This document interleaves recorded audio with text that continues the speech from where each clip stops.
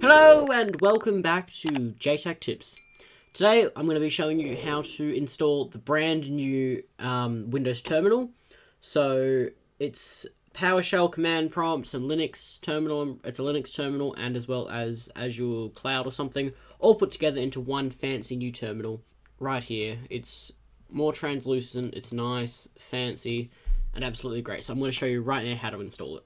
Alright, so the first thing you want to do is, from their GitHub, is head over to releases and go to the latest one, and then download this first file, the MSIX bundle file, and then run it.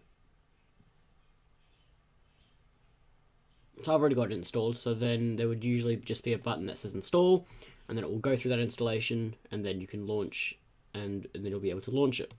And then you have the terminal, and it's just like a normal terminal. It does everything the same. Everything's fine.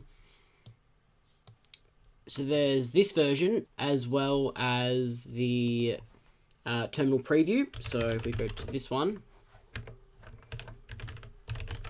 which this is like the insider version of it's like the insider version of Windows. It's just like all the preview versions, so it's like any pre-release feature will go in there basically. So then you want to run that, and then it's a completely different applications. As you can see, it's all the pre install features. So we go install,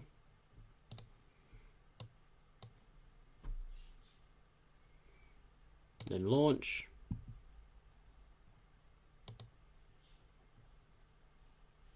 Oops, so just opened up a couple. And my taskbar is a bit... And here it is, so it's the other terminal, and there it is, it's just down there. And there's the original. And it's just like before, with everything being the same. So you can ping, like, websites and stuff. Thank you guys for watching, like and subscribe, and I shall see you all in the next video. See ya!